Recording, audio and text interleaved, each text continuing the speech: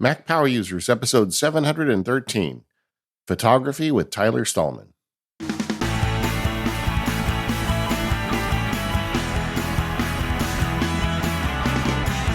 Welcome to the Mac Power Users. I'm David Sparks. Today I am joined by Tyler Stalman. Welcome to the show, Tyler.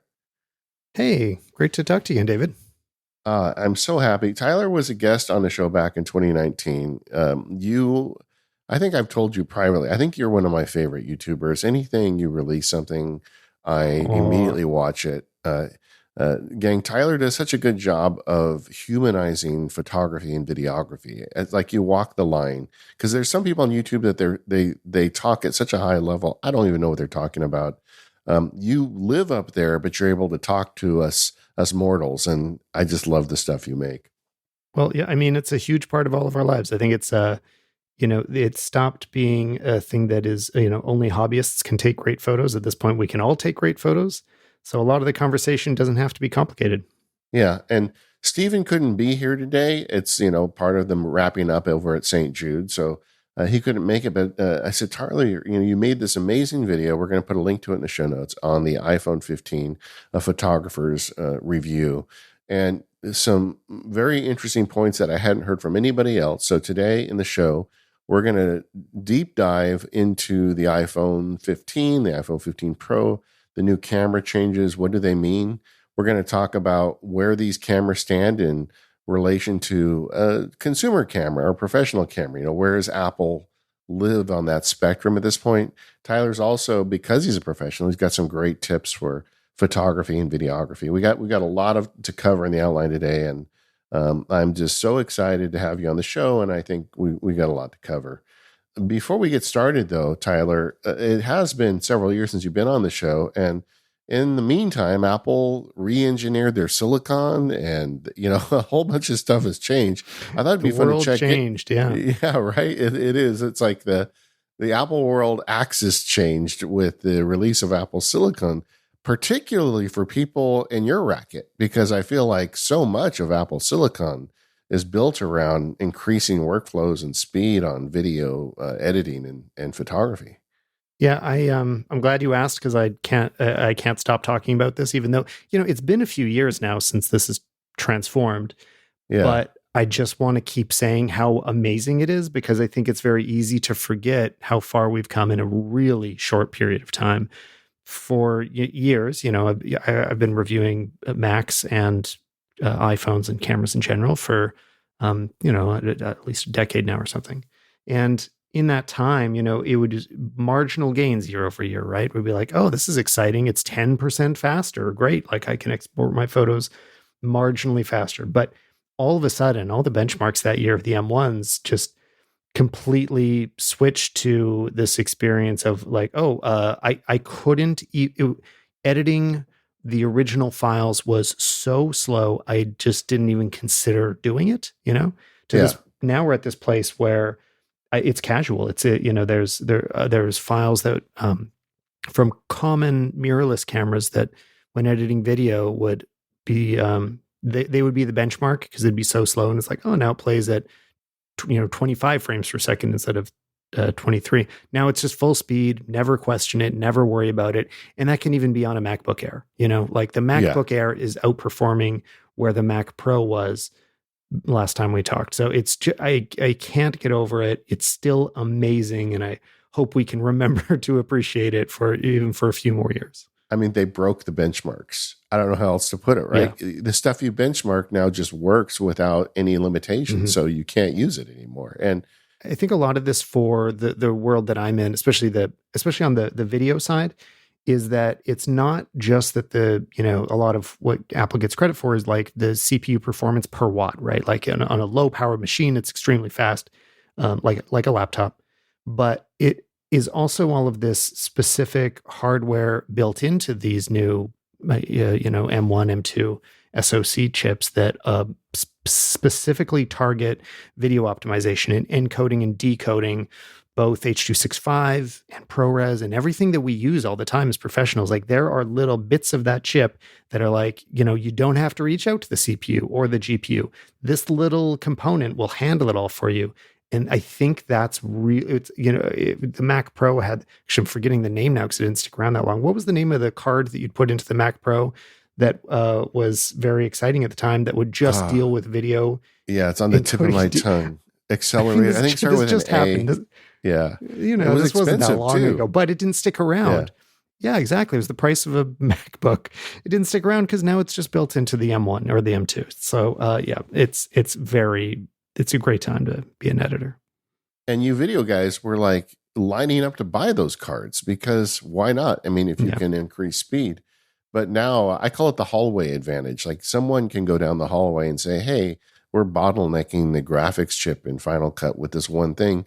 Can you just add it to the processor? And somebody's like, no problem. Afterburner. That's the word. Yeah. I knew it started with an A. Yeah. There we go. Yeah. But and all that is solved now. You said earlier that, a modern MacBook Air is competing with an older Mac Pro. I feel like the takeaway for me is the low end Macs massively benefited from the Apple Silicon transition, which is what Apple should do. 95 or 99% of the people are really in a MacBook Air or a decent MacBook Pro situation, and they're fine. I feel like what has not entirely benefited from it is the upper end, like the Mac Pro, and that's a whole thing right now. But they made the damn thing so fast that it's kind of hard to distinguish it at the upper end now.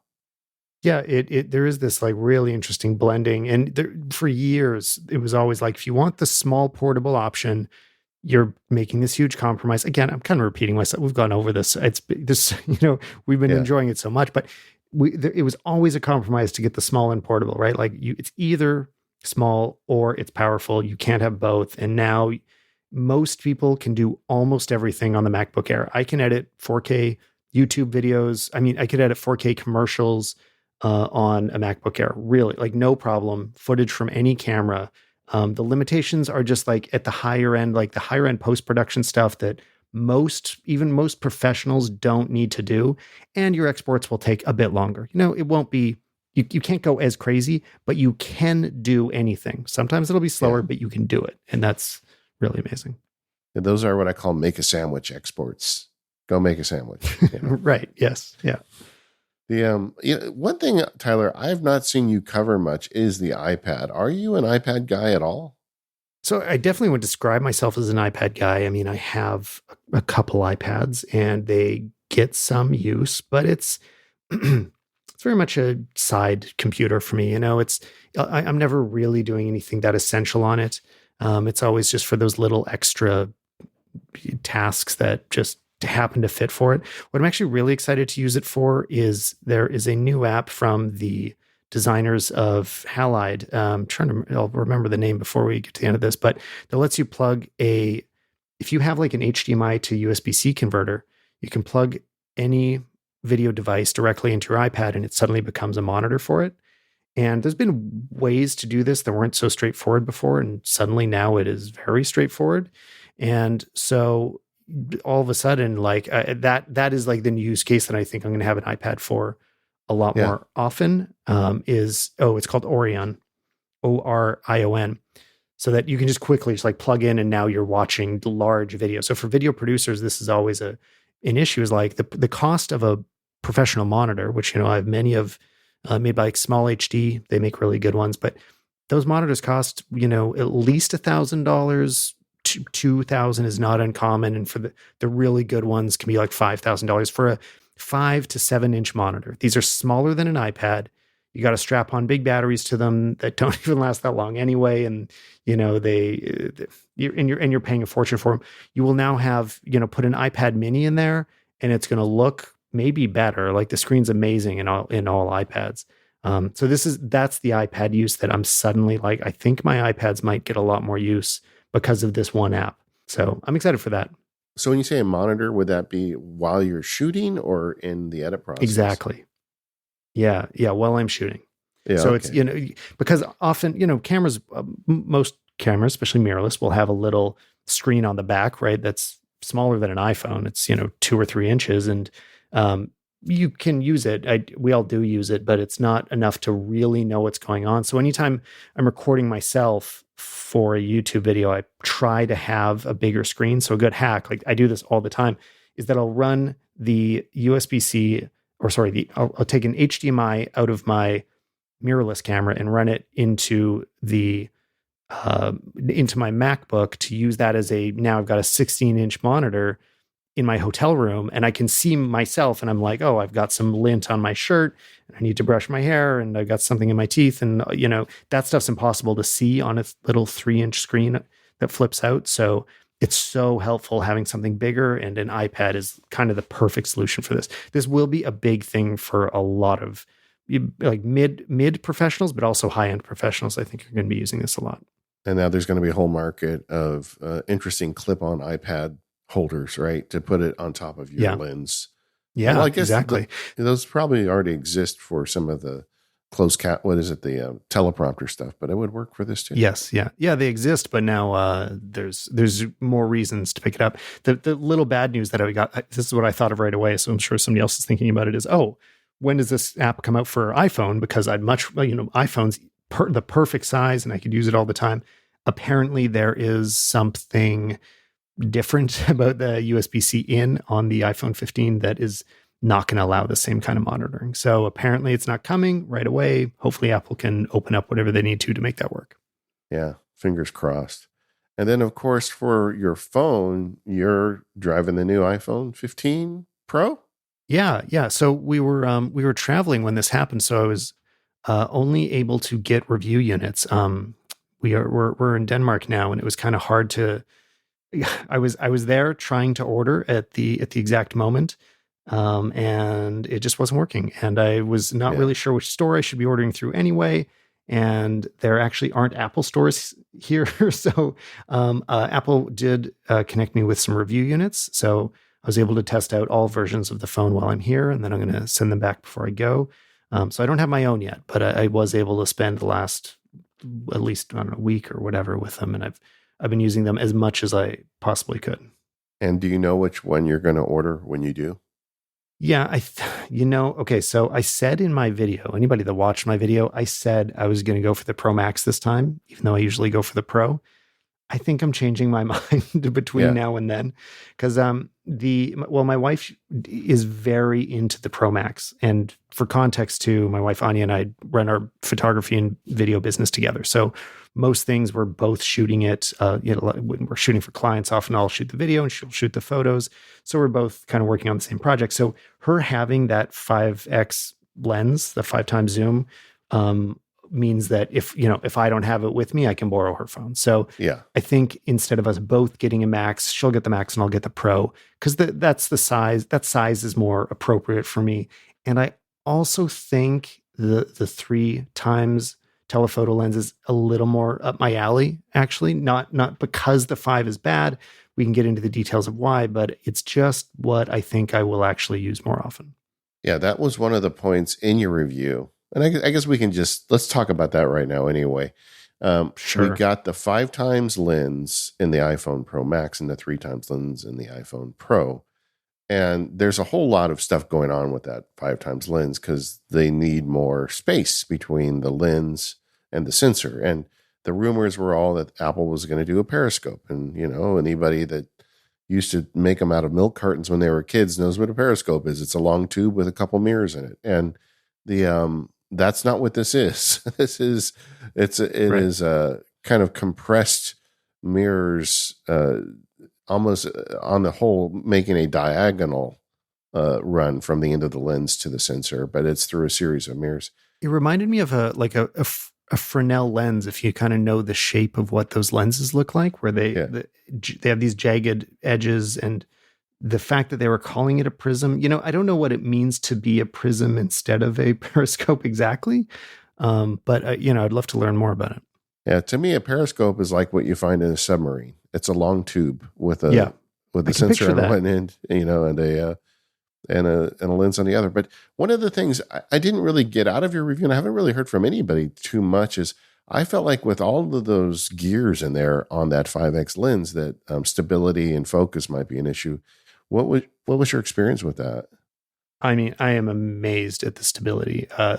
This is always a huge issue, and I think people that are using, really using any phone with a big zoom, because obviously there's been some Android options out there for a while now. Samsung's had huge zooms, and last year I reviewed the Google Pixel 7 as well, which had a 5 times telephoto lens. And if you're used to using it on a phone, you probably don't know, you don't realize how shaky a 120 millimeter lens is if you're, say, using it on a traditional full frame camera. Like, hand holding that lens, it is vibrating all over the place. I mean, zooming in magnifies the movements incredibly. And if you're going to be recording a video, traditionally with a real camera, you would have to have it on a tripod. You couldn't handhold that amount of zoom. So, what these phones all need to be doing as a baseline, and the manufacturers all know this, that it needs to be pretty like adding a lot of stability before anybody will be able to create anything interesting. So, the built, I know that Apple enhanced their optical stabilization for this. It's doing a better job than it was on the 3 times, and you can feel it.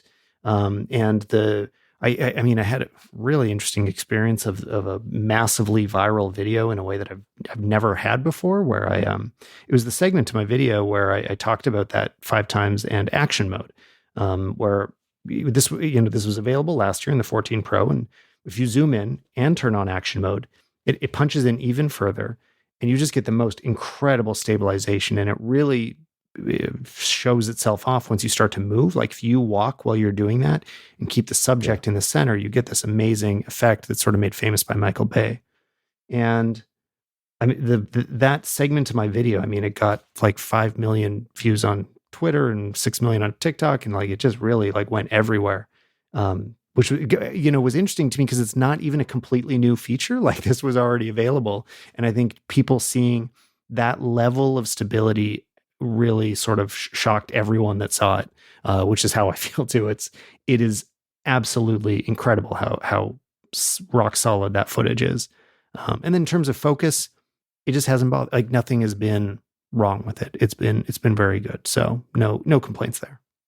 Well, it's an interesting take to me, because I think a lot the kind of the commentary was, well, if you want the better camera, you got to get the bigger phone. And your take was, well, no, if you want the larger zoom, you get the bigger phone. Mm-hmm. But the 3x lens is also very good, and maybe you don't want 120 millimeters. Maybe you'd prefer 77, and that's something to consider when you're buying your phone.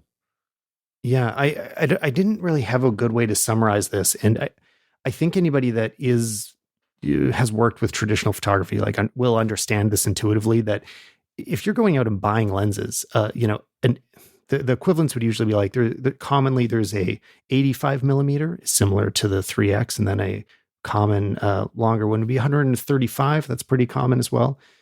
You go pick those up, and one isn't better. It's not better to get the bigger zoom lens. It's just a different lens. A 35 isn't better than a 24, and a 16 millimeter isn't better than a 50 millimeter. Like, none of these are better. They just do a different thing. And so I think it's easy to look at specs and think of 5 is bigger than 3. I need bigger. Bigger is better. And it completely is not the case. It might. So the way I would sum it up, let's say your priority is this zoom feature, whereas I think that actually shouldn't be most people's priority. The actual physical size of the phone will have a bigger impact on your life. But if you care a lot about it, the 5 is most useful if you are often zooming in to just show people, like, look at that over there. There's there's something far away from me, and I need to document it and show it to you with clarity. But I think that the 3 times is more often useful from a creative perspective. Like I was saying, if you're choosing between those 2 common lenses, which is 85 millimeters, 135, the 85 will get used much, much more. It's just a more versatile focal length. That's kind of the standard for portraits.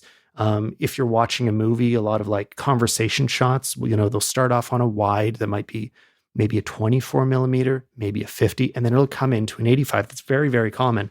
So I think you'll have more use cases, even though it's not reaching as far. That extra reach can be harder to manage sometimes too. So it's very good for people that if your priority is, being at a concert, being at a kid's performance at school, like you need to just see the thing far away. It'll do it'll do that. But if you're more about creative photography, the 3x lens is not only good but is sometimes more useful. This episode of the Mac Power Users is brought to you by TextExpander. Go to textexpander.com/MPU right now and get 20% off your first year. TextExpander is one of my favorite tools on my Mac, iPad, and iPhone because I don't like doing work more than once, and TextExpander helps you solve that problem. If you spend a lot of time in email typing the same thing or constantly typing the same phrases in customer work or schoolwork, you can automate that process with TextExpander. Now, keyboard automation is a thing that's built into many operating systems, but not the way TextExpander does it. With TextExpander, you can go way down the stack. For instance, you can make expansion snippets that prompt you to do fill-in fields. So if you're writing emails, it'll say "Dear," and then you type in the name of the person, and then it does the rest for you.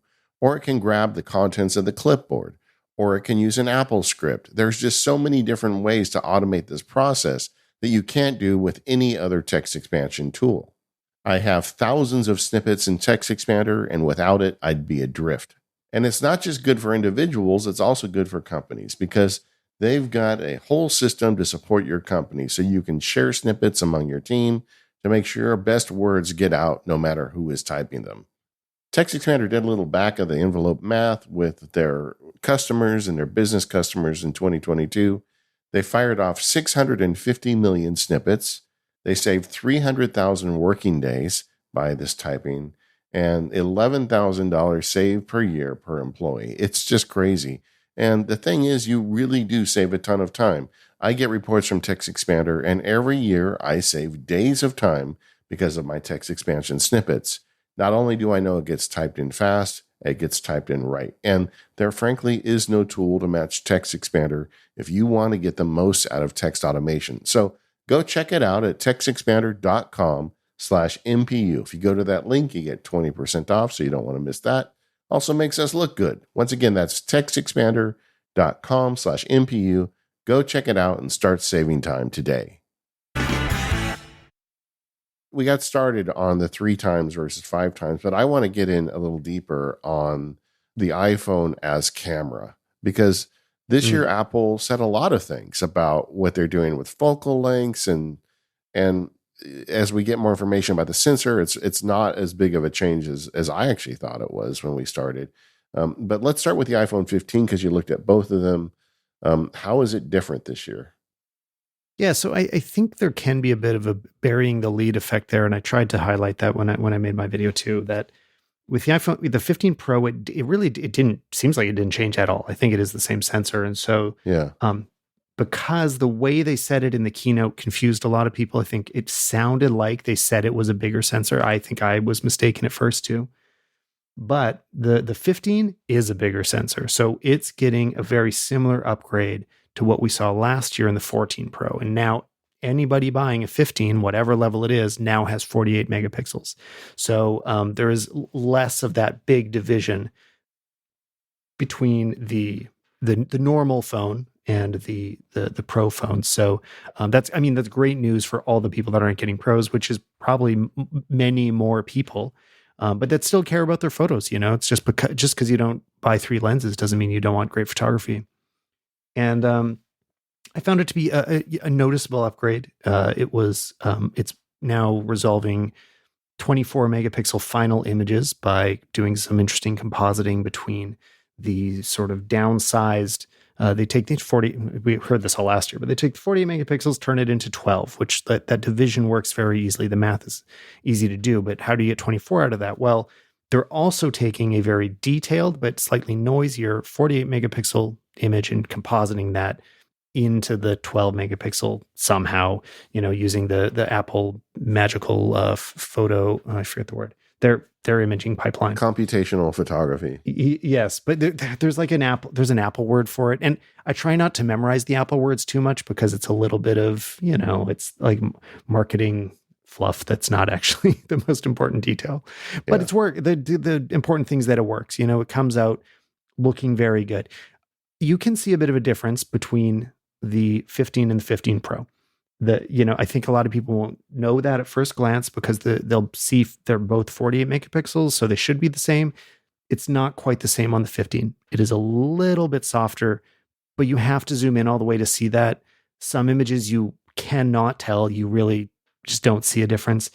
So I don't think anybody should focus on that, kind of letting you know that it's not exactly as sharp, but it is close enough that I don't think people should worry about that. If most of the time, if you just use that main lens and the ultra wide, you will be very happy with just the 15, and you don't have to get the Pro if you want great photos. And like we were saying earlier, when we were talking about Apple Silicon with Final Cut, I feel like the hallway between the camera team and the Silicon team is probably even more traveled than the Final Cut team. I think so much of what Apple's doing on those A chips is about taking better pictures. Absolutely. Yeah. A lot of this is actual hardware acceleration too, which is, it's part of the reason that we don't see all these features appear. Like, it's not just a software update to see it in older phones. Like, they've worked on things like having zero lag shutter button now, so that it won't have there's just a millisecond delay previously between you press the shutter and then the camera's always rolling, but which image does it actually start to run through its imaging pipeline? Previously, there was a few millisecond delay there, and you wouldn't get the live photo that you were seeing as you pressed it. Now they've really aimed to have it be a perfect response that, like, as soon as you see the photo, you touch the shutter, that is the photo that you get. So that's, that is absolutely great, especially for professionals with high expectations. And what else have they done with the connection of it? I mean, they made that bump. So we kind of glossed over the A17 in general. Oh wait, I guess we're still on the 15. I don't want to jump ahead to the Pro yet. What else can we talk about on the 15? Well, let's jump to the Pro, because I think a lot of folks in the audience, that's the one they got or are interested in, and sure. It's always it's more exciting. Yeah, and if you want to do the best photography, videography, that's Apple is going to put the best toys in the more expensive one. Yeah. Yeah. Oh, well, another one so this does apply to both, but it is what the A17 Pro is doing, and the A16, but these great processors is doing the portrait mode all the time, like always offering it as an option anytime you take a photo. And I do find this extremely useful. I'm almost surprised they kept the portrait mode camera option. Like, it seems like they could have just left this automatic thing, because anytime you take a photo and it thinks that, okay, you might want a blurry background, you can then go back and add it later. I think this is fantastic. I don't think most photos should necessarily have it, because I always have a bit of a feeling that if you're applying digital effects, even if they're very good, which, the portrait photography does an excellent job, but you can still see that the person is cut out, like the hair is not perfect. And in 20 years, that's what might kind of date it, as like, oh, remember when that new feature came out? Even if it looks good today, I always recommend people go easy on like a new filter they get or a new feature in a phone that may age as being a little too obvious. So I like using portrait mode turned way down so that it is on, but very subtle. So there's just a little bit of separation between the subject and the background, but it does not need, if you crank it up all the way, it looks super fake. So yeah, that has become very useful and is super responsive. Yeah, what are the things about the new portrait mode? I've got some questions. I do want you to kind of comment on how they're doing with portrait mode, because I don't have the right eye for it. But before I even get there, this year they're talking about this new feature where you don't need to shoot in portrait mode. You've got portrait availability to you anytime. But there was a degree of that before. I'm not really sure what is the difference and why is this better this year? Well, yeah, before you really did have to decide if you shot so you could shoot in portrait mode all the time if you wanted, and then turn it off. That was the option in the past. But when you take portrait mode photos, there is a bigger delay. You would see it thinking more. You can't just like tap the button. And, if you have a group of people and you want to make sure that they're not blinking in any, I always recommend take take a bunch of quick photos, like get as many in there as you can and then choose one later. And in portrait mode, it would really slow that down. Like you couldn't press the button as fast. Now you can shoot them in regular photos, full speed. Then you're able to go back and make the decision later. Whereas before you'd have to choose that slower portrait mode that had to think as you shot. And so there's like always a bigger decision point of like, am I going to add it now and then remove it later? I think that's a very different decision that like you start off with not adding it and you build on the image later. So I think it's more flexible, and I think a lot more people will end up discovering the feature and using it more often because of this. I can tell you just the people in my life, there's a lot of folks that are not watching the Tyler Stalman channel and will never own a fancy camera, but this to them is just golden. They use this portrait mode, honestly, a little bit too much, but it is interesting to me how this has taken off so much with general public people who never don't understand bokeh. They don't understand what f-stop is, but they do like blurry photos. Yeah, and I don't think the blurry background that's not a trend specifically. Like there's just a storytelling aspect where having separation between the subject and the background is always helpful in knowing where to look. When we used to all shoot film point and shoots for our family photos, a film point and shoot is a full frame camera, So even if it was the cheapest thing, well, other than disposables, but if it was anything that had some autofocus, it was probably a pretty fast lens, maybe f3.5 or f2.8, and you would get visible background blur from a little tiny Olympus or Canon built in the 90s, and you're shooting to maybe Kodak or Fujifilm, which had incredible image reproduction. So there was actually less of a gap in some ways between what you could take on a film point and shoot and a film professional camera. Now the sensors in a phone are much smaller, right? Like you can't get that same level of blur in the background, as well as there's many other challenges to reach the same level of image quality. So the nice thing about this portrait mode is it brings those two closer together. And what Apple does an amazing job on is rendering that bokeh in the background with the blur around a light source looks a certain way when it comes from a lens. If you apply blur in Photoshop, which Photoshop's the professional photo editing tool, it's what professionals use. Their blur doesn't look as good as what the iPhone does. It creates these little circles from every point of light in the image that kind of blend together in a very organic way. It looks more like what VFX for a film would do when it is blurring a background. Apple really thought about this. I don't think they get enough credit for how sophisticated that bokeh response is in the background. What I don't love as much, I hinted at it already, is that the cutout around the person. That's where you can see it fall apart a little bit. If somebody's wearing glasses, which I do, so I see it all the time, the cutout around the frames can be a little messy, or if their hair there's fine points of it frizzing around, that is also hard for the computer to figure out. But the blur looks amazing. It's just that cutout. They could still get a little better at it. I think I'm older than you. Do you recall 110 cameras? Did you ever use those? Are you aware of those? No, I don't know that one. It was the cameras that we used in the 70s and the 80s. It was like the consumer camera, and the film was on a little cartridge. Oh, yes. Oh, of course. I do. Now I know what you're talking about. Yes, those were terrible. They were terrible. So what I discovered recently, something I'm excited about, I actually want to pick one up, is I'd never heard of it, but it's called half frame film. And it would take a regular roll of 35. Because the problem with those cartridges is they're proprietary. So if you own one of those now, like an APS-C camera from the time, but you can't really use it anymore because they don't make the film. But a half frame camera uses normal film and just shoots on half of the available 35 millimeter frame each time. So you get twice as many shots per roll, and it is much cheaper to take each photo. So if anybody's thinking about getting into film photography and wants to keep it cheap, go search eBay for half frame cameras. They're super fun. But do not search for 110 cameras because the pictures are not get 110. Yes, you will regret Well, I hope it. you make a video about your half frame camera one day. I'd love to see what you do with it. One of the other things we kind of been dancing around this thing with the sensor. So the sensor is essentially the same in the iPhone 14 Pro and the iPhone 15 Pro. Is that what the consensus is at this point?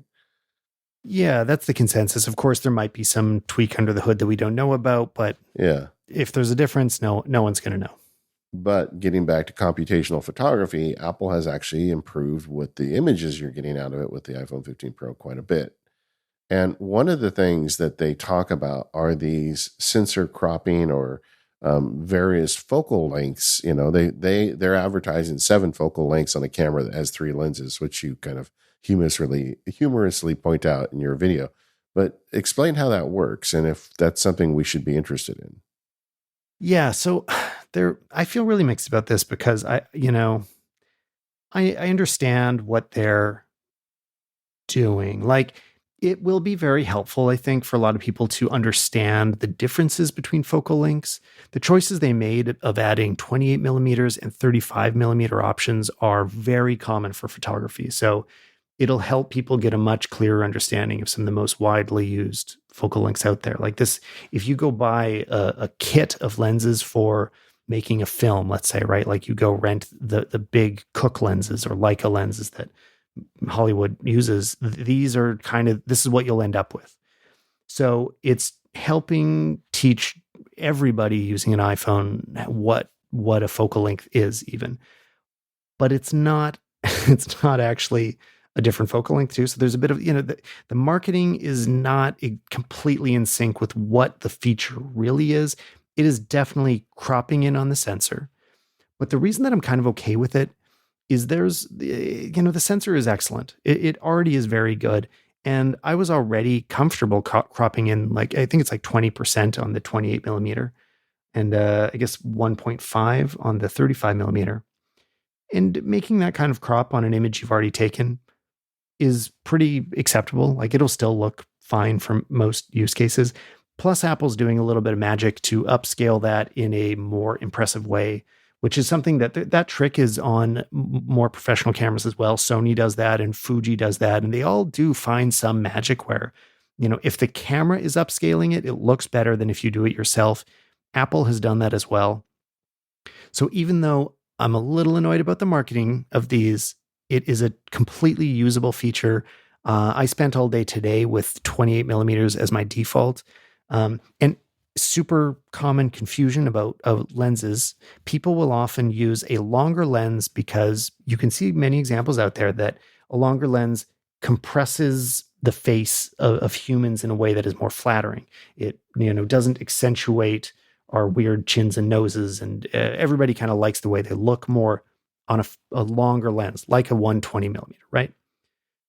That isn't an effect of the lens. There's no magic in the physical lens object. The niceness that people are appreciating, that comes from the distance of the subject to the sensor, really. As you walk closer to a sensor, if you had an infinitely wide lens and you move close, so in VFX, they do have this because they're, we're just working in a 3D space. As you move closer and further, the distortion happens because, like, your nose is closer to the camera than your ears are. That's the distortion. It's not magic in the lens. So using these crop modes does give you that same amount of, like, flatteringness. If you shoot a portrait at 35 millimeters instead of the default 24, it will be a bit more flattering. So I think people are going to learn a lot about photography by using these. I think it's a good feature. Just might be a little confusing for a lot of people. Yeah, and if you're not aware of them and you have the iPhone 15 Pro, you just tap on the 1X. It's, the 1X lens is cycling between 24, 28, and 35. And as a pro, could you just give us kind of some basics of what we should be thinking about with the 24, the 28, and the 35? Like, are there kind of rules of thumb of what you would use those different focal lengths for? Yeah, first of all, the 0.5 is sometimes my favorite lens. I love the ultra wide on there. Yeah. I use it all the time. I think the key to that one is if you're shooting a person, give them a little distance and don't put them on the side of the frame. Put them in the center, because on the sides, everything will get distorted because the reasons that I said, the proximity of the camera to the lens, all that. So put people in the middle for the ultra wide and you're going to have a blast with it. I love the ultra wide. On that 0.5, on that point five, are you aware that college kids do what they call point fives with an iPhone? Have you ever heard of this before? Is this the thing where the like really ugly portraits? Yeah, well, they hold it up. They put the camera on the point five lens, and then they hold it up and take a selfie, but they all stand around together. And it comes Oh, out, it's that, an yeah, yeah. interesting looking image. And they don't You know, know. I do. I like that. Yeah, but they call because I've got a kid at UCLA and another one that just got out of college, and she's like, "Oh yeah, that's what we call it, a point five." It's like Apple Oh, put okay, yeah. instead of putting wide, they wrote point five in the app, and now the kids call it the point five, and they all take That's them of funny. themselves. And if you've got a group of So I, people and you're standing around, you want to get a it selfie, make works. sure everybody's in. You just flip the camera around, hit the volume up button, and pray a little bit, and it usually comes out pretty good.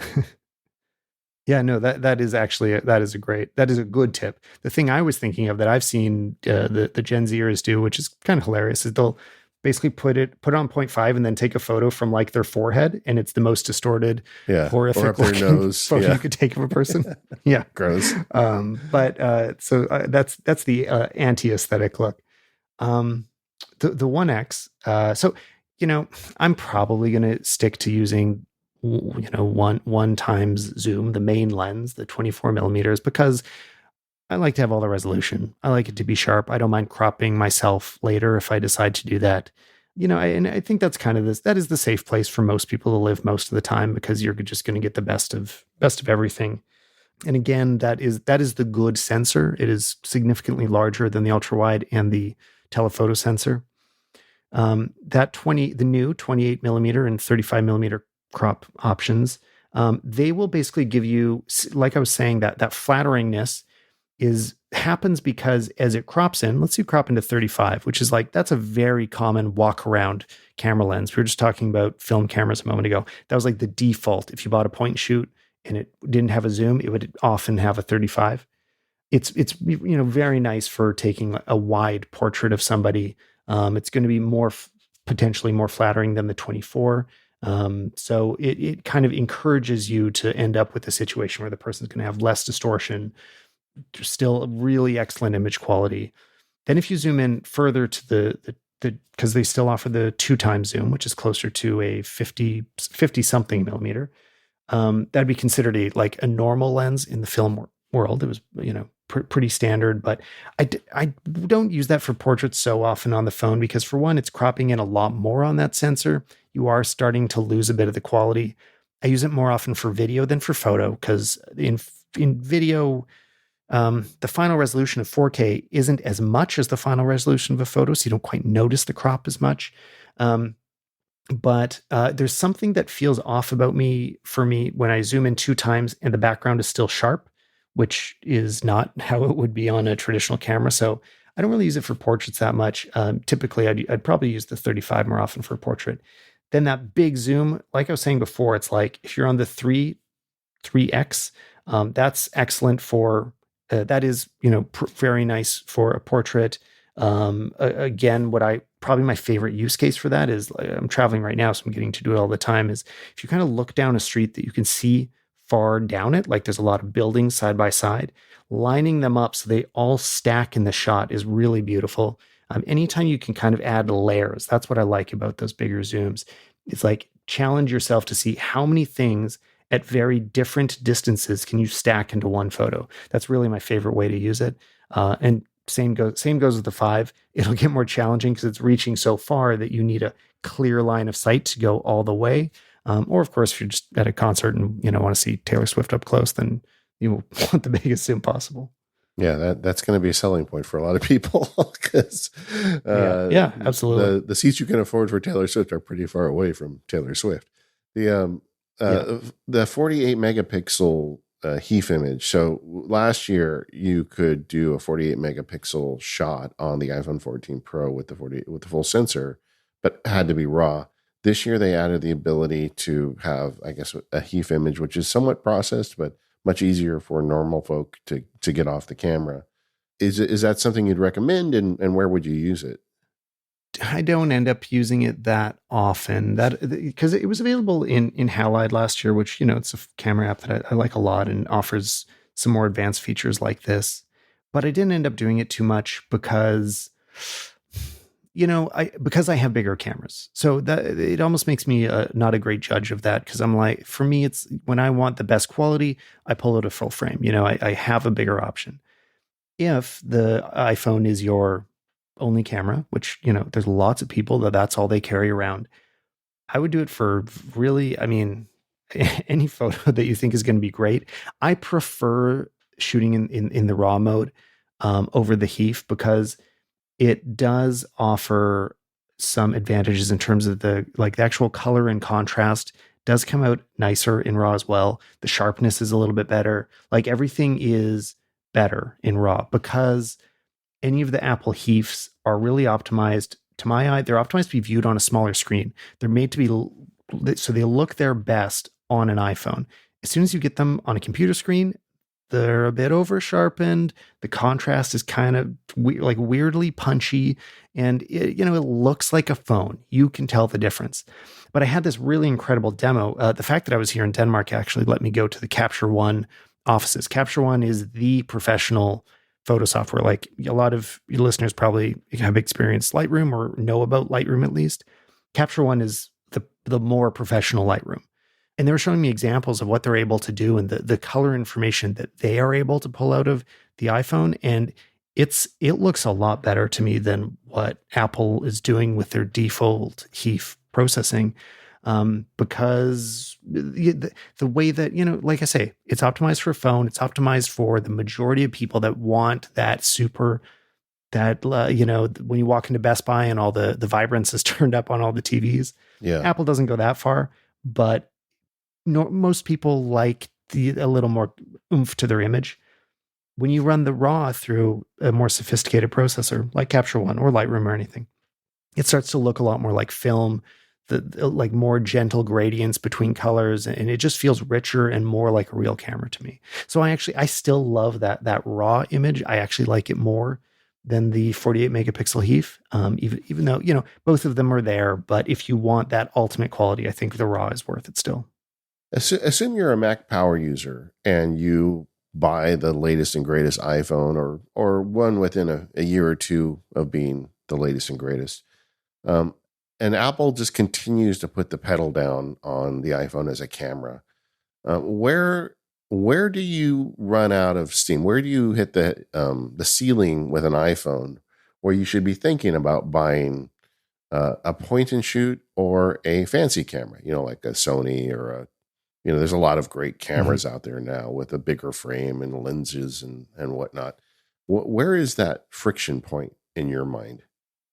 Oh, I mean, yeah, we're at such an interesting crossroads with this, because it's shifted a lot of the last few years. Of course, it's going to keep moving, but I do think there's always a place for bigger cameras. I see a lot of people that they want to upgrade, they want to get something bigger and more professional, but they don't realize what bigger actually means in real life. And bigger means more space in your bag. It means it doesn't fit in your pocket. It means you've got to wear it on a strap all day. So I think if you want to upgrade, first of all, come to terms with, like, are you going to bring it around with you? I'm the kind of person that's willing to. I have a backpack with me a lot of the time when I travel, or I buy like fanny packs I can put over my shoulders that are big enough to hold the camera. I try to find a way to bring that bigger camera with me most of the time. But be honest with yourself if you're doing it. If you're not going to do it, the iPhone will take fantastic images. But if you've decided you're willing to carry something around, and by the way, great recommendation for specifics on this, like the Fuji FX100. It's actually hard to get a hold of because everybody has realized this is great. But or the Sony A7. That's right. Four? They changed. It just came out recently. A6700. Okay, yeah. Yeah, it's a little more compact, but excellent image quality. But I don't think it's as useful. So those are a little bit larger, but I think the point and shoots are really struggling right now to find their place, because they're not going to really look better than a modern iPhone. Modern iPhones look amazing.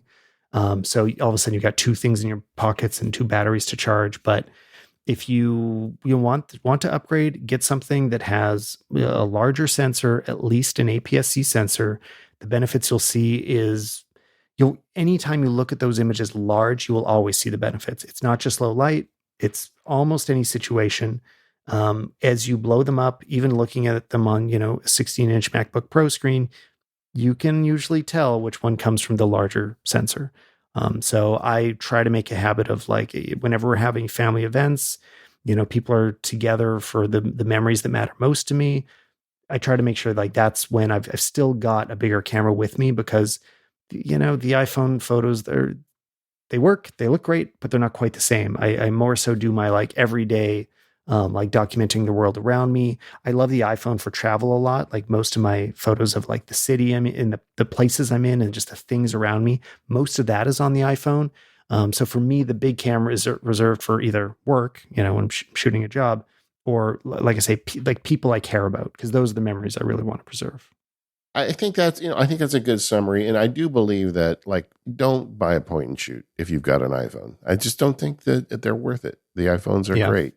So if you want to get a better camera, you've got to buy something a little more expensive. And you're right, there's a big trade-off to that. I'd be curious to hear from the listeners, where they find that point as well. But it's still there. Every time we get a new iPhone, Mhm. there's a bunch of articles and videos saying, "Oh, now the big cameras are dead too, and you don't need." I don't agree. You clearly can take better video and photos with bigger cameras, but there is a cost, money, Yep. weight, time, and sometimes it takes extra effort. I mean, the out of the lens shot you get out of an iPhone is so good because all the processing they do. Sony and these other vendors make great cameras, but they don't do the computational photography at the level Apple does. Yeah, no, not at all. Yeah, I think it's also easier to mess up your photo on a bigger camera too. It's easier to Yeah. get the wrong settings and have it not turn out. So This episode of the Mac Power Users is brought to you by Electric. Go to electric.ai/MPU and unbury yourself from IT tasks, plus get a free pair of Beats Solo 3 wireless headphones when you schedule a qualifying meeting. Turning a small business into an empire takes work, and you have to keep your ear to the ground for things that will help you take it to the next level. But this can be hard when your attention is pulled in different directions, because that's the reality of being a boss. It's particularly hard for you, Mac Power User, because you're good at the technology part and you're tempted to do it. But that's not why you're there. You're there to run the business, not to be the IT person. And the team over at Electric knows small businesses, maybe like yours, face these challenges. That's why they're on hand to help with the time-consuming parts of your business, like standardized device security with best-in-class device management software, so you can implement best practices across the board and be ready to scale, and employee onboarding and offboarding done for you, saving you an average of 8 hours per request. Plus, Electric will help you keep a single point of visibility into your IT environment to control your devices, networks, and applications, while simplified reporting allows you to achieve and maintain compliance. And proactive IT recommendations and automated workflows make IT easy to manage for even non-technical users.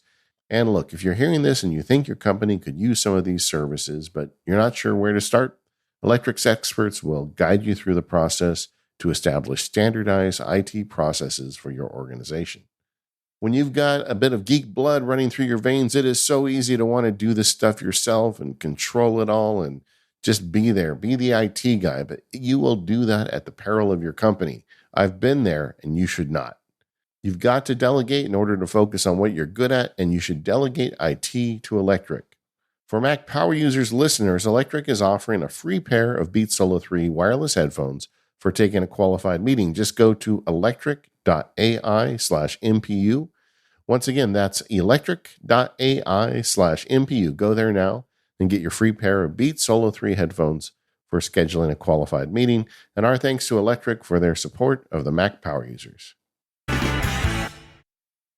Okay, so we spent the last segment talking about cameras and shooting photos, but you do a lot of video, Tyler, and you actually were instrumental in my life because we were trying to figure out, my wife and I like to shoot videos at Disneyland, and I was bemoaning it on the show. Do I get a gimbal, or do I get a new camera? And I think you texted me or tweeted me, dude, just use the iPhone. It's good, and it was yeah. like a kind of a turning point for me. Say, Tyler Stalman knows a lot about this stuff, and he's telling me the iPhone video is good enough for pretty much everything I do.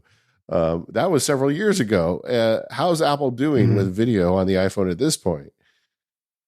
Oh, great. I mean, this year was very exciting for professionals specifically. And, I'll try not to go down too many rabbit holes here because there are so many things that, things that won't apply to everybody, but are very exciting for pros. And so I'll try to get it out of the way right away so I don't stay on it too long. Well, Cut me off. actually, I have a question about that because so you talked in the Sure. review that you have log profiles and the ability to Hmm. save out directly to an attached SD card with, and is this just a pro only thing? I mean, I feel like now that Apple's made it so easy, I mean, you could literally take your iPhone out with a little SD card stick and an SD card in it and shoot 4K 60 straight into that card. I mean, is Hmm. that something that normal folk like me should start thinking about doing? So, not yet, because those files are so massive. You have no, like, Okay. you will go through so much pain storing them. And part of this is a choice by Apple that I don't really know why they did this first. What the codec they're using is ProRes 422 HQ.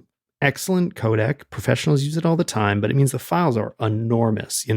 10 seconds, I think, was like 800 gigs, or, imagine it, or sorry, 800 megs, 800 megs. So, you're getting like a gig every 10 seconds, right? That's not easy to work with. So shooting this stuff for my review was like completely filling up phones. It's really not very practical. Normal mirrorless cameras will shoot H.265 files with log, and those are a lot easier to work with. But log requires work in post, right? When you see it at first, it is flat and there's no contrast, there's no saturation. It looks terrible. You can't use it. You have to run it through some post processing to get the beauty out of it.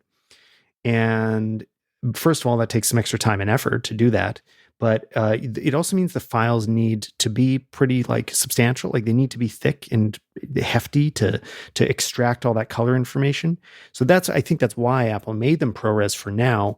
But most cameras do that in H.265 files that are about 200 megabits per second. The iPhone records something, I don't remember the number, something more like 20 or 40, or yes, much smaller 4K files. So if you're trying to stretch all the color out, you get banding and artifacts, and it wouldn't look nice. So we're missing that feature right now. That's why this isn't ready for the real mainstream, because people don't have enough storage to deal with all of this, and the workflows aren't quite there. But I think within a year, I already have talked to some developers that have their mind on this, that like it will be easy to shoot. Like basically, you'll convert that log footage on the fly, and you'll still get a smaller file that looks like whatever you want. It looks like film. It looks like a movie, and that's kind of the punchline to what this log allows for. To me, is like you can match this to virtually any camera. It's not as good as a Red camera or an Arri Alexa, which is, that's all of Hollywood is on those. But you could cut between them in a lot of situations and not notice the difference. Like a modern now an iPhone 15 Pro can be cut into a big budget movie and pass it, like pass the sniff test. People just won't spot it because the log and the ProRes allow it to fit in and match with virtually anything, that's why I'm so excited. It's amazing. And that's in an iPhone that fits in your pocket. Yeah. Yeah. No, it's really quite shocking. And a lot of that was actually stripping away some of the, previously there was quite a bit of sharpening, or even now, if you record the compressed files, you can see some chunky sharpening and some of that contrast I was talking about before. That all goes away when you shoot the log. And that's part of what makes it look more professional. It is great, but I want the next penny to drop too. I want to get really great looking video out for normal folk like me, Yeah. and hopefully we're not far off on that as well. On the video stuff, like one of the things they added a few years ago was cinematic mode, and I know we talked about portrait mode. This is kind of the video version of that, and I really like it. I just I can't get over how good it looks so long as you don't go crazy with it. But But what are your thoughts on it as someone who actually does shoot with big cameras and lenses that get you that bokeh without, ones and zeros? Yeah, I think cinematic mode gives itself away more than portrait mode because Sure. the phone has to process it a little bit more on the fly. It's doing, up to, well, does it do 60? It's doing at least 30 frames per second in cinematic mode of that portrait effect per second. So that's a lot more work. And so the result is that it doesn't quite come out as well as a still portrait mode photo. But it does look quite convincing, especially if you're watching it back on a phone. If you look at it on a smaller screen, it can fool you for sure. The trick is, like you were saying, just to turn it down. You can do that afterwards, or you can set your default, and I would set it to something like f4 or f5.6. I think the default is like f2.8 or something, and that it's too blurry. It does not look real. When I see people posting those kinds of images, I think it's not worth it. So yeah, I think cinematic mode is fun. Just keep it subtle, and it'll have that same kind of separation. Yeah, I think maybe I acknowledge that it's fun, right? It's not someone who Yeah. has the eye and has the right equipment it's not gonna fool them, right? But it is fun No. for Yeah. me. What about stabilization? That's what you told me. That's what you got me on the iPhone as a video camera to begin with. And I'll just to give you my experience after you said that, I did some experiments. I ordered a gimbal, one of the Osmo fancy ones, and I Mm-hmm. shot a video of it walking through Disneyland, and then I took the gimbal off and I walked through Disneyland, and I couldn't tell the difference between the two videos. I don't even know what those gimbals are doing. Maybe I wasn't Right. setting it right, Yeah. or the iPhone has just got so good that we just don't need it anymore. Yeah. It is that it's the latter. The gimbals definitely do work. They're still necessary when you're using a bigger camera, but it's just so good in the phone now. And this isn't action mode. Before I was talking about when you zoom in and turn on action mode, you can basically run and shoot handheld and it'll still look stable. If you walk kind of carefully, like, not like, you don't need to be wearing rollerblades, but if you're just, slow and bend your knees as you walk, it will look like a gimbal and be completely smooth, just shooting normally. And it almost feels like people are taking this for granted. They don't realize how much is happening.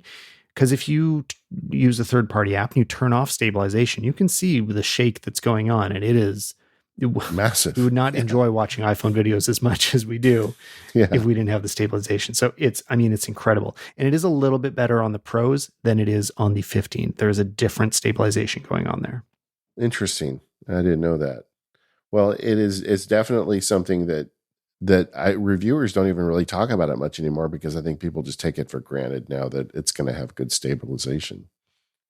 Which kind of leads me into the question I asked before: where do people make a decision? Because like you've got an iPhone camera, then there are like more consumer grade video cameras like the GoPros, or Sony makes that vlogger camera, and there's ones that are not super expensive, in the $500 to $700 range, I guess I'd say, that are really sold as cameras.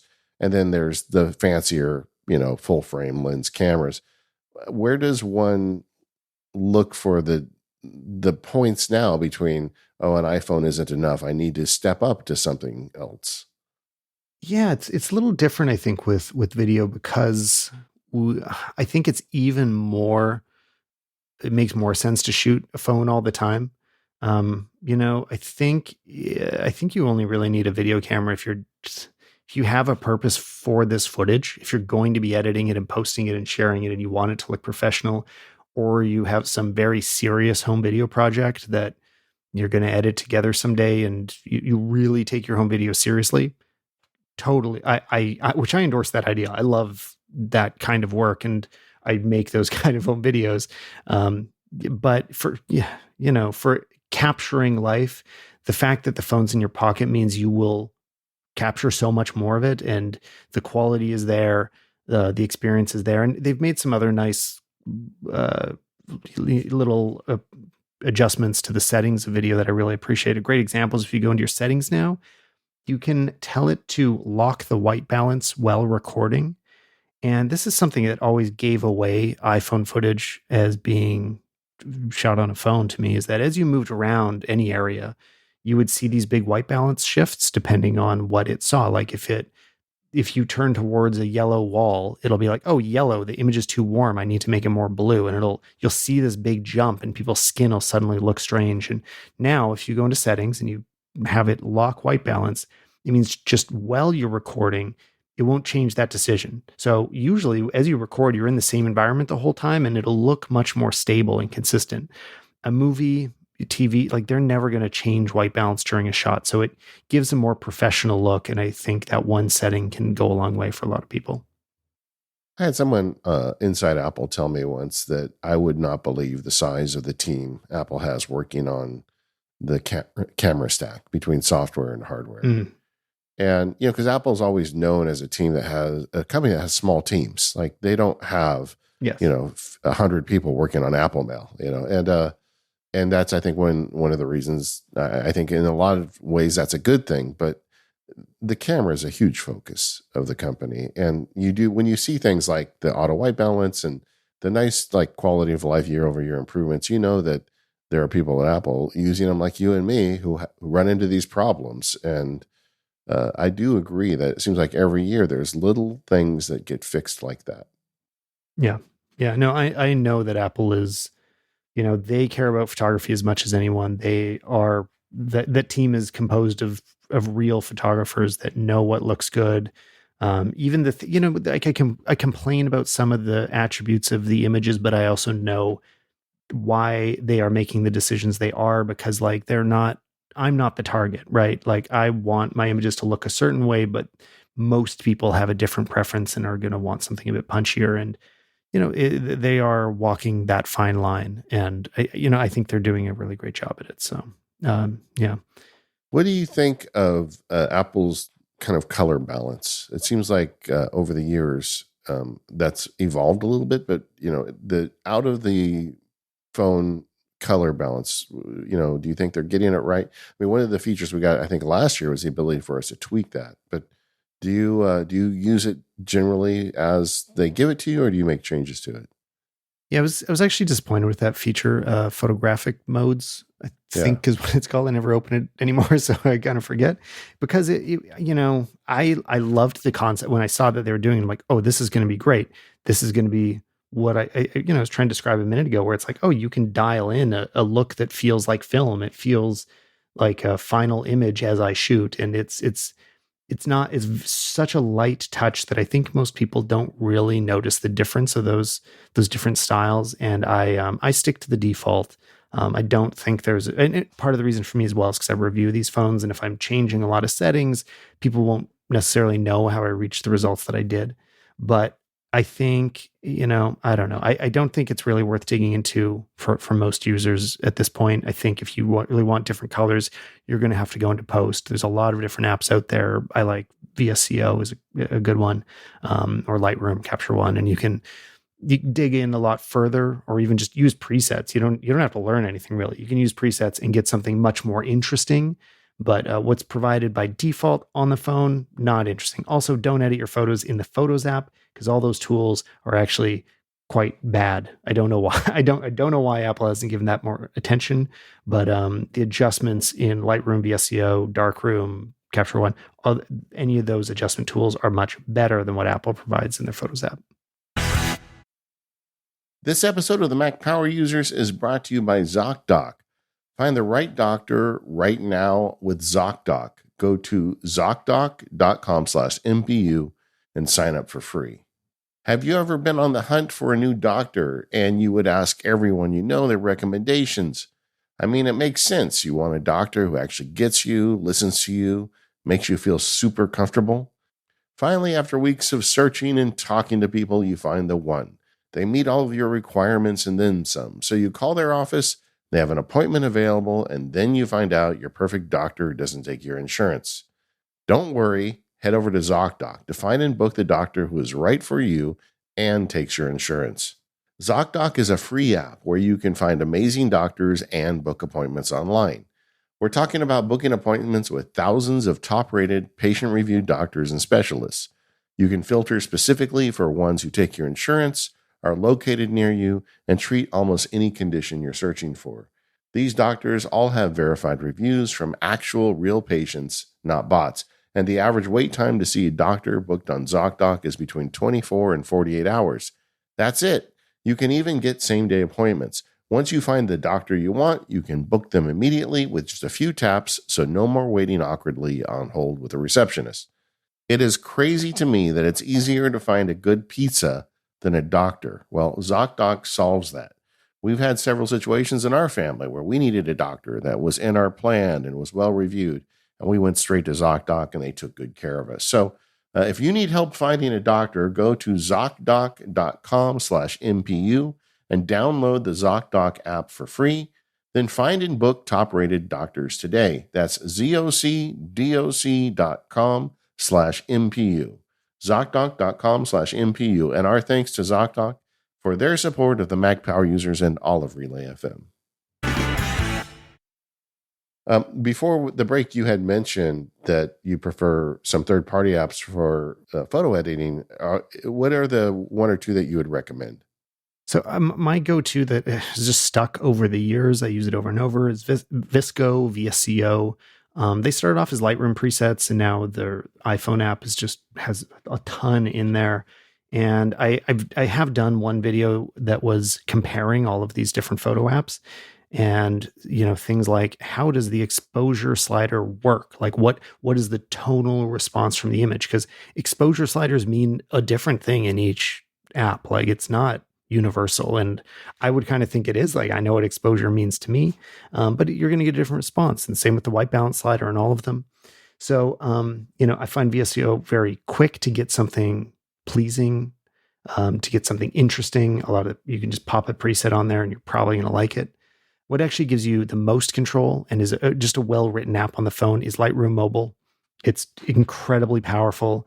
You can download install presets. I sell a preset pack as well. Like it's super easy to just throw a lot of different options on there, but it takes a little more time than VSCO to get the results, but you can go further. You can push your images much further. So Lightroom's kind of the ultimate. Capture One also has a mobile option. I think it's a little less developed at this point because it's newer, but I think it's going to be better in the long run, but it's not quite there yet. And so how often do you do the photo editing on your phone? I mean, I know as a professional, you probably do a lot of it back on your Mac. Yeah. I mean, it depends what it's for, because part of professional life is also social media now. A lot of the stuff that we're shooting is meant for the web. And so, when it's, I do edit on my phone often, but not, I wouldn't say for clients. It's more for my own work. And I'm doing that all the time. Most photos I post have something modified in it. I'm not, I'm only really posting original photos if I'm trying to show a sample from the camera. Other than that, I'll pretty much run everything through some kind of processing because it makes a big difference. I mean, the editing is a huge part of what separates a skilled hobbyist. That you understand composition, you know how to make it basically look good. But if you don't edit your photo, it sort of doesn't feel complete. It looks like you've written your book in cursive instead of typed it out and printed it and bound it. So I do think there needs to be this little bit of polish at the end. All right, I got some quick questions for you to help us all get better at this stuff. First one, if I'm taking a picture of my wife or significant other and I'm going to pull out my iPhone, what are the 3 things I could do to make it a much better picture? Oh yeah, I have a really great first one. Wipe the lens. I mean, it sounds so obvious. I say it over and over, and I'll say it over and over for the rest of my life. Most people's image quality is just bad because their lens is dirty. I know I can't even get the word out there enough because I see it so much. People are watching my video and they're agonizing over spending $1,500 on a new camera to get a new phone to get a better camera. And really, the main reason their photos look bad is because they're letting their fingerprints get all over the camera they have now. We just had this in my house. Yeah, my wife was taking a selfie and she's like, "Why does it look better on your camera?" And I said, "Because I don't wear makeup." It's really that simple. Yeah. No, 100%. Yeah. Yeah. So yeah, wipe it constantly and try not to scratch your lens at all. That's the absolute biggest thing. Once you've gotten through that, I think a common one that I see people most often, the default is they'll shoot from their eye level. Like they'll just hold whatever height you are, you hold the camera right in front of you and take that photo because it's what you see, right? It makes sense. Like you're capturing your perspective. Most things, most people look more flattering from a slightly lower angle. If you think of traditional photography, like if you look at some old photo books of people holding Hasselblads, they're always holding it at waist level because in those days, there's a mirror on top and you would see the image by looking down. That like kind of waist level is a much more flattering perspective for most humans, most subjects. But the main way I think about it is that whatever the thing is you're taking the photo of, be at a similar height to that. So if that's a person's face, then it's okay to be at the same height as their face. You're putting them in the center.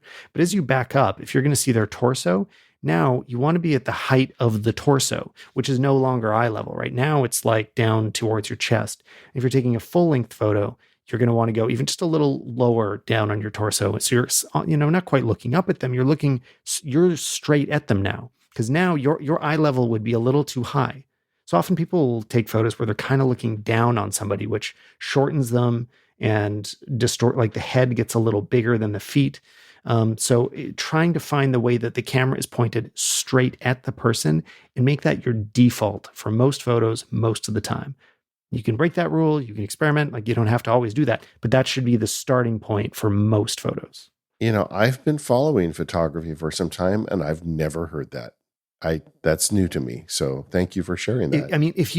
I don't think it's summarized as a tip too often, but just look at professional work. I mean, it's very common. Most pro work is coming from lower. In fact, I've read tips just the opposite where they say, oh, you should stand up and shoot down at them. But you're right. Then I've really wondered where that tip came from. And I think actually what it is that, people are conscious about their chin, because if you have a bit of a double chin, you don't want to see it. So shooting from above will hide it, right?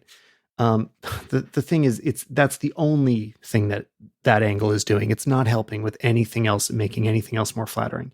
If you're concerned about your chin, what you need to do is not change the angle the photo's being taken at, but extend your neck while it's being taken. Try to kind of flex forward and tighten your jaw a bit. That'll do a lot more for being flattering than moving the camera above you. Again, above you makes your feet small and your head big. Yeah, it gives you a big head. Yeah. All right. You got one more? Asked for three, but you gave me two golden ones. I don't know if we need a third. Another one, this is especially an iPhone tip. I think a lot of people could also expose a little darker. Easy to do. You just tap on the screen and drag down a little bit. There'll be a little sunshine icon. Drag down on that. I find often people are letting their images be brighter than they need to. Look at whatever the brightest part of the image is. If there's sun, if there's light on one side of people's face and not the other side, make the bright side exposed correctly. Aim to have the brightest thing in the image be the correct exposure and let some other things be darker. I think often people want everything to feel bright. It's not quite as beautiful as if you kind of, aim for, again, the brightest thing to look normal. And it's okay if there's some shadows. Okay. Since you are now a world famous viral action mode media producer, so action mode is that thing on the iPhone where it does even more stabilization, lets you run and shoot. And you did this great, like you said this great video where you were walking around a statue with the zoom lens. I'd never even occurred to me that would be something you would want to do, but the shot came out great. Give us some tips for people that want to try and reproduce that. Sure. Yeah. I mean, the big thing with action mode, and the reason I think people don't end up talking about it a lot is because the normal stabilization is so good that you don't often need action mode.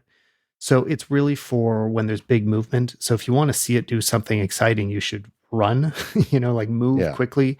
And what I was doing when I'm zooming in, anytime you have a further reach on your lens, that is amplifying movement. Just like I said, that it makes it more shaky. Same thing with lateral movement. If you're moving left and right, that movement is amplified as well. So by turning on action mode, you have a lot more flexibility in terms of how much you can move. So try all the different focal lengths and move far and fast. If you're not moving quickly, if you're, just walking, you 100% don't need action mode. It's for the extremes. So if you want it to be fun and exciting, find a way to do something extreme, move quickly. Nice. And as an amateur videographer, I am constantly bewildered by the option of 24 or 30. So Apple makes it really easy to do 24 frames or 30 frames. Every time I talk to somebody about this, it's like a holy war. Do you have any guidance? Please help me, Tyler. Yeah, I think there's ways to think about it without getting into the politics of 24 versus 30. The thing is, most social media will conform the image to 30 frames per second anyway.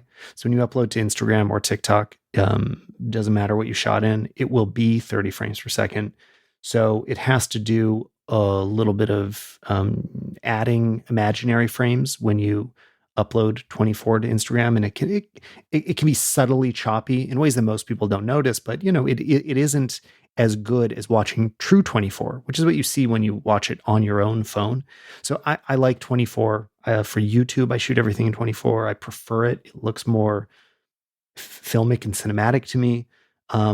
But the realities of the internet is 30 is a little more, it is the standard a bit more. And I'm in Europe right now, so I was trying to figure this out too, of like 25 is PAL, right? That's like the traditional standard here for because TV. One more. But right when they upload to Instagram, it's still converting it to 30. So they kind of get forced into the like American standard. So yeah, I think, but again, for any European listeners, the thing is 25 will get rid of the flicker of your lights. So whenever I'm traveling and you see some flickering lights, I switch it to 25 frames per second to get rid of that. But then in just normal day-to-day use, I'll use 30 frames per second for social media. And, again, I know some people like to shoot in 60 for like, cause it looks the sharpest. I think it looks terrible if you're not using slow motion. 60 frames per second is for slow motion or video games or maybe sports, but it's not for normal day-to-day life. 30 is probably the sweet spot for most people. One last question about photography, and I will move past that. But a lot of our listeners are not interested in buying a fancy camera, but they want to get the most out of their iPhone. Are there any accessories you're using with your iPhone when you're shooting, whether it be video or photos, that you think are worth checking out? I experiment with a lot of accessories. I love I love me a good accessory. I think it's worth starting without them. Like, spend as much time as you can without them. The main thing that will be useful to you in the long run is a good sturdy clamp so that you are able to attach it to a tripod, or a stand, or selfie stick, whatever it is you need. That's the one accessory you'll probably keep coming back to over the years. And then lately I've been using, there's a few really great microphones out there. I did another video recently just testing every mic that you can plug into a phone to see what's best for social media. And the ones that I like the most, which are the most expensive, is these new Rode Wireless Pros, that are just, the quality is really incredible, and you can plug it straight into either Lightning or USB-C, and super versatile. So looking at that, or either the DJI mic, both do a really great job of doing wireless high quality audio, if you need to step up your game in your iPhone videos. This episode of the Mac Power Users is brought to you by Factor. Healthy, fully prepared meals delivered to your door. Go to factormeals.com/MPU and get 50% off your first box. We're all busy. We all want to eat right. It's really difficult to do that when you're busy. That's where Factor comes in. Factor is America's #1 ready-to-eat meal kit, and it can help you fuel up fast for breakfast, lunch, and dinner with chef-prepared, dietitian-approved, ready-to-eat meals delivered straight to your door. With Factor, you'll save time, eat well, and stay on track with your healthy lifestyle. I like to cook for my wife, but sometimes I get busy and I don't have time. So what am I going to do? Take her out to some expensive meal that's probably fried and not very good for us? No, I'm going to have Factor deliver us a healthy, fully cooked meal. One of my favorite things with Factor is to order meals that I am completely incompetent to cook. For example, they have black pepper and sage pork chops with smoked cheddar Brussels sprouts and creamy broccoli. I could try to cook that meal, but I would wreck that meal. Instead, we just had Factor deliver it.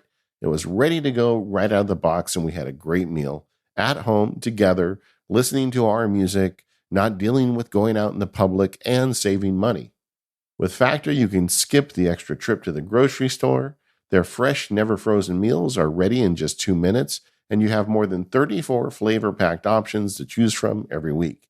You can relish the best of autumn with fall flavors. They're limited time only hearty comforting meals featuring seasonal veggies like cranberry pecan chicken and apple Dijon pork chops. Ready in just 2 minutes, they'll satisfy your fall cravings during the busy season without the hassle.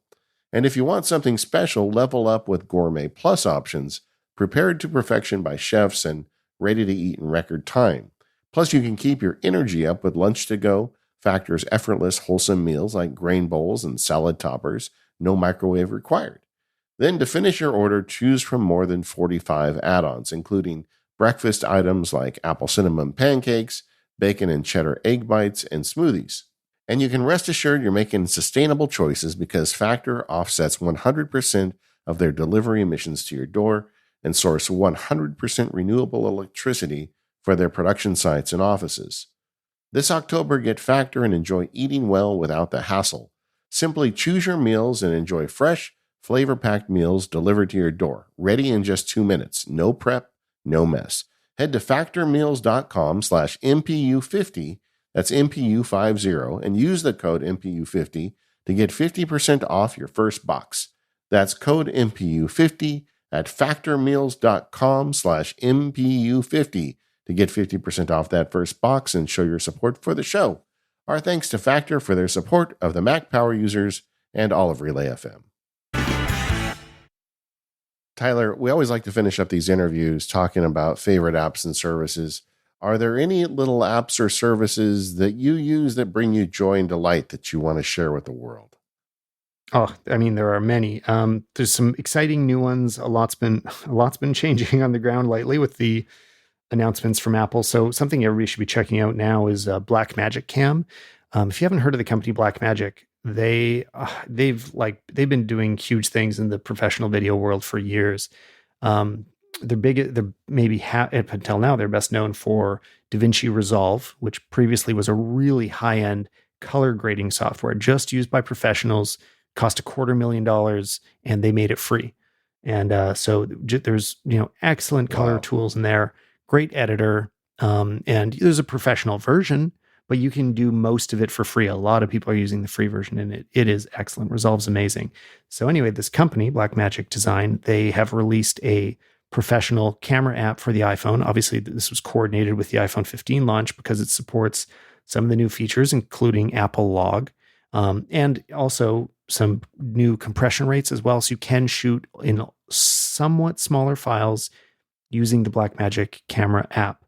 Not H.265 that I mentioned before, but smaller ProRes options. It also just gives you like all these manual controls, lets you set which mic you're using. You can do slates, meaning like you're marking the in and out points of your videos. Like you can do all the pro stuff with it. So if anybody is looking to use their iPhone for actual professional production, I think this is going to be the go-to app. Before now, it was Filmic Pro, which was a subscription model, so you have to pay monthly to be using it, and it did a great job. But the fact that this is free, I mean, I think this is going to be the go-to. And coming from a company that is very well trusted, Blackmagic Camera is really awesome. I will say at this moment there are kind of some bugs that I when I'm using Apple Log specifically. So if anybody downloads it before that's fixed, be aware. But I'm sure it'll be resolved by the time this comes out. It's interesting that, as soon as Apple gives you a way to get, the higher resolution download and they make a video workflow, that the professional video software guys are showing up. Yeah, totally. Oh, and I have one more recommendation too. So I mentioned Capture One before. Speaking of the high-end professional, so that demo that I was mentioning, they gave me where they could extract more interesting colors from your phone. You can get their app is also subscription, but you can get a 7-day trial and see what it looks like. And if you just check out the raw photos from that, you can see like an alternative color process from what Apple offers. Each time you shoot a raw photo and export it from Capture One, it looks quite different from what the phone does on its own. So I'd recommend checking that out. It's really kind of cool to see just another interpretation of the same image data. Awesome. Awesome. And Tyler, if people want to learn more about the stuff you do, I talked about your YouTube channel, but you guys also have a business where you produce video and you also make some of your own color profiles and different things. Where should folks go? I mean, there's quite a bit of variety in the work that we do. So I think the easiest thing is just to search for my name, which is Tyler Stalman, and you'll find any of those specific things that you're looking for. And if you like podcasts, I also have a podcast called The Stallman Podcast, where I talk about this kind of thing all the time. Yeah, I'm sorry, I forgot to mention that earlier. It's a great show. No worries. So we are the Mac Power Users. You can find us at relay.fm/MPU. Stephen will be back next week. Unfortunately, Tyler won't. He's going to be off having fun. In More Power Users today, we're going to talk about Tyler's travel. More Power Users is the ad-free extended version of the show. In the meantime, thank you to our sponsors, TextExpander, Factor, ZocDoc, and Electric, and we'll see you next time.